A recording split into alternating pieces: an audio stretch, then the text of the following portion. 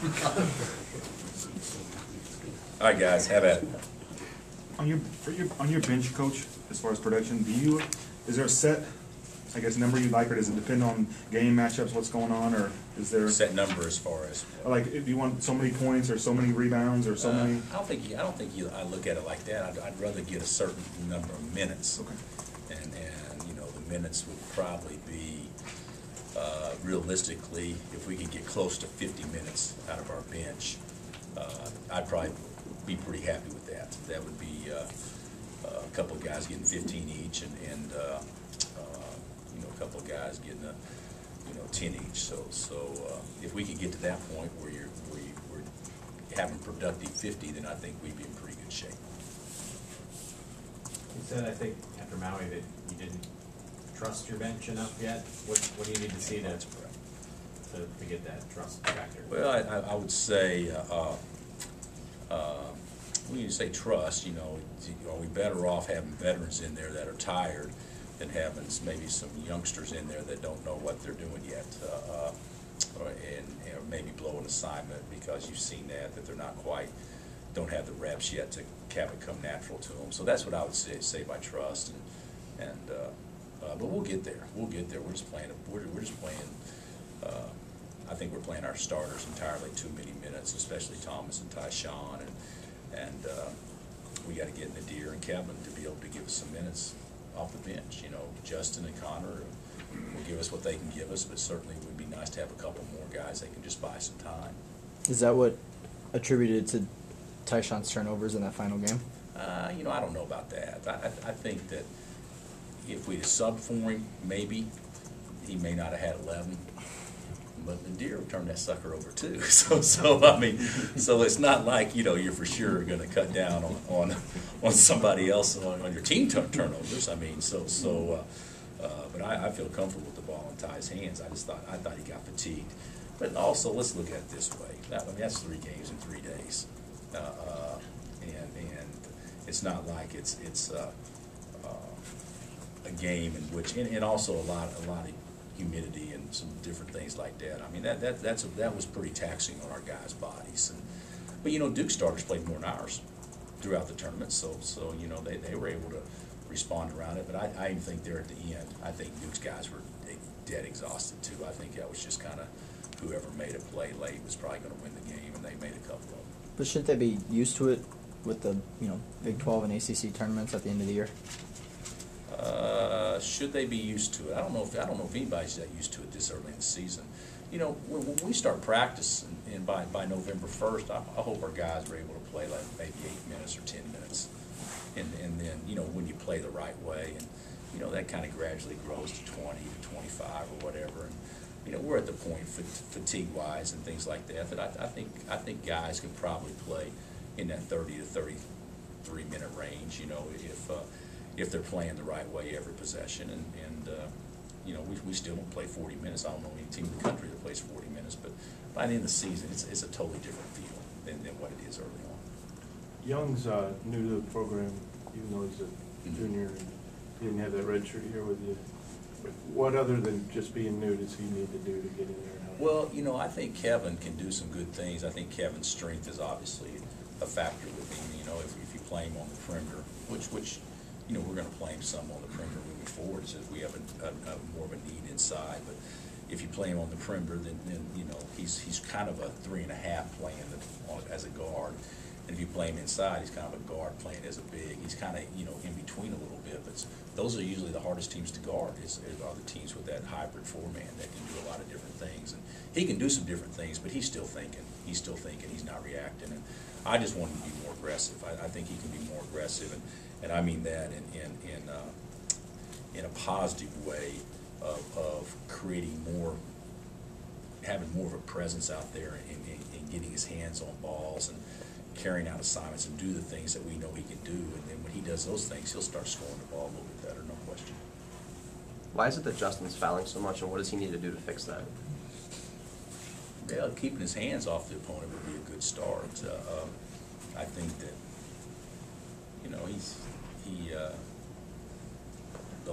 I believe in Maui, he may have been in foul problems every game in Maui. In against Kentucky he wasn't, but You know, I think he tries to be aggressive sometimes. And, you know, I think this too, you know, whenever I was here coaching as a GA, we had a guy named Dreiling and Manning that played inside, and they didn't call fouls on them. But as soon as Piper checked in, he got three quick whistles, and he didn't do half as much as the other guys did. And I do believe that's true. I do believe bench guys don't get the same respect as starters do too, and we got to be better with that. Bill, because you played the 3 tough games in Hawaii and even Kentucky before that, what do you know about your team as opposed to if you had played lesser teams? Well, I think this, and you know, I could be off on this a little bit, but how many teams are there in Division I basketball? 345. 345. So you know, there's probably 325 teams that the best they could be right now is 3-2, and there may be 330 teams that the best are 335. I mean, there's not a lot of people that's going to be Kentucky, and there's certainly not a lot of people that it's going to be Duke, and so where we're at from a record standpoint isn't the worst thing that's happened. The thing I do have, now there may be some teams that could be one of the two, but not a lot. There's not a lot of teams out there this early in the season that could beat experience and talent like those two teams when they haven't had a chance to maybe have all their pieces gel. So when you look at it from that standpoint, you know, Georgetown's a heck of a win. UCLA was a good win. We didn't play particularly well, especially second half. No team in America has played 4 games in a row like we have, and so I think that we're probably, from my standpoint, and I don't give them much credit for being tough because we're not tough yet, but we're probably a little bit more competitive as a group than maybe what I had envisioned. I think what we've shown is that if you guard and you rebound, you definitely have a chance to win games. Not a bad formula for success. If you take care of the basketball, those are 3 things that will definitely give you a chance to win. And obviously, in the 2 games we lost, our own offense, our own ball handling is what kept us from having a chance to win those games. So it wasn't our defense or our rebounding. And so I think there's some positive things moving forward because I do think we can tighten our offense up. Does facing the Georgetowns, Kentuckys, Dukes early on in the season, does that kind of set the bar for your guys and let them know kind of where they need to be, you know, come I think so. March? Yeah, you know, March is a long ways away, and what we want to do, we want to get as good as we can non-conference to give us the best chance to have success in the league. And you know, hey, Florida Atlantic, you know, South Florida, Long Beach, Ohio State, you know, it doesn't get any easier, you know, over the next 2 weeks either, you know, at all. So it's going to, you know, we're not going to get a chance to catch our breath for a while, but I really believe that, you know, when you play a hard schedule, you got to win some of the games. And you know, we won a couple of big games, and we lost a couple of big games, but we need to have some big wins moving forward. But I do think it is a great barometer where you're at. We've been exposed in some things we don't do well, and I'd rather get exposed in November than get exposed in January or February. Bill, do you think with the excitement of playing Maui in the New York game, that coming back here for 4 in a row at Allen, maybe a little easier for guys to then just kind of settle back down and focus on getting better each day, I guess, and not just huge matchups or whatever? Yeah, but I'll tell you this right now. I don't know if I buy into that theory because I think we have gotten better each day with the schedule we played. But the schedule we played has forced us to probably have the enthusiasm and the energy level to want to get better each day. But you still have some big games on the horizon that should really you know, that should be motivation for you to, hey, we got to get better today because we got so-and-so coming up and that kind of stuff. So, but I do think this, I hadn't thought about this. I don't know when the last time Kansas has gone 19 days in a row without a home game since I've been here. And, you know, so it'll be fun for our guys to get back home and kind of get, you know, there's not too many teams out there in America that are high majors that are playing their second home game November 30th. So you know, from that standpoint, I know our guys will be more in a comfort state to hopefully do what you say, get better. With the schedule you guys have played early, is it a little bit of a balancing act to develop the bench just because you play in Duke, you want your starters on the floor as much as possible? Well, you know, that's a good question, you know, because we didn't have any problems playing our bench against Towson. You know, but that's a good question. You know, I don't know how you feel. I really wanted to win that championship in Maui, and I think that Coach Krzyzewski did too, because his bench played less than ours. You know, you think about it. You know, Plumlee played 8, and Thornton came in and played great. Those are the only 2 guys that got off the bench. You know, so I don't know how many Thornton played, but probably played a combined 23 minutes, something like that, their entire bench, and we played more than that. So I think when it really got down to it there at the end, we just tried to win that game. But now, moving forward, we got to try to develop guys and develop a bench, so to speak. Coach, in each of the 3 games in Maui down the stretch, it felt like Elijah made a big play. Has he kind of become, I guess, the go-to guy when you guys need a bucket late in the shot clock or late in the game? Not yet. No, I wouldn't say that. You know, he made a huge 3 against Duke, and he made a great 1-4 flat move against Georgetown. But I don't know if I can go there yet. I don't know. We kind of got to develop that as we move forward. We got to have a way to get the ball to Thomas so he can be a go-to guy inside, and maybe have Elijah or Ty be the guy outside. But you know, Ty's done some really good things. He just had a really poor second half, obviously, and I do think fatigue was part of that.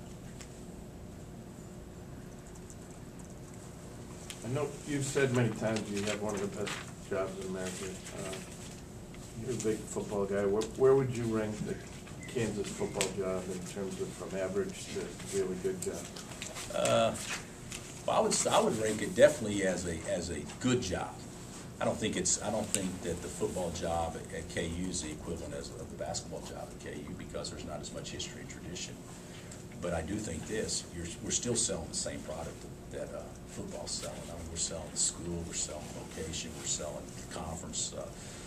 You're selling a lot of things that we're selling, and I think it's really a good job.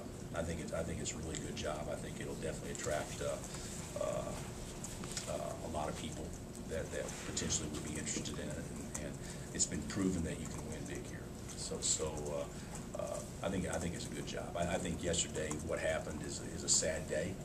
I'll be real candid with you, because I think everybody likes and respects Turner and his staff without question, and you know, a lot of times in business you make decisions that are hard and sometimes controversial, but I know that we'll be in good hands moving forward. We got total confidence in the administration to get a good guy, a right guy, and certainly I wish nothing but the best for Turner and his family, and hopefully he'll resurface again real soon. Is there any sort of advantage as the basketball coach of this university having a legitimate football program, a competitive football program? Is there any overflow into your program, and does that benefit you at all? It benefits us tremendously. I mean, it benefits everybody on our campus. It benefits the athletic department. It benefits our budget. It benefits baseball or volleyball or women's tennis. It benefits everybody. Everybody needs to have a good football program. There's no question about that. There's no revenue stream that this university can create that's greater than putting people in the seats over there. And when you put people in the seats over there, now the advertisement dollars go up, and all these other things, opportunities that you have. And so more television exposure means people are paying more to put their signage in the stadium. I mean, there's a lot of things that happen with this, and regardless of how people may see it, I mean, it is a business, and you got to generate income, and basketball here is I don't know exactly where we're at, but I say we're close to being maxed out on what we can generate. So I think it's very important that the football program be successful. You know, you look at, we can't do this because of the size of our stadium, but I don't know, Penn State has 110, let's say 10,000 of those are students. That means 100,000 people are paying approximately an average of $70 a game. That's just clearing $7 million a game, plus parking, plus concessions, plus all that stuff. And when you're putting a lot less numbers in there, how do the athletic budgets compete against each other? Because those are the dollars that have to stretch out over the entire budget. So we need football to be good. And because also football, you know, brings you an element of enthusiasm and energy on your campus too, which I think is so important. Coach, how do you feel about Jeff's progress so far here in the early going? I think Jeff's done great. I think Jeff has, he's got to keep getting better, that kind of stuff. And, he's been motivated to be really good. But I think, he wasn't a factor against Georgetown, in large part because of fouls early. But first half against UCLA, best big man in the game.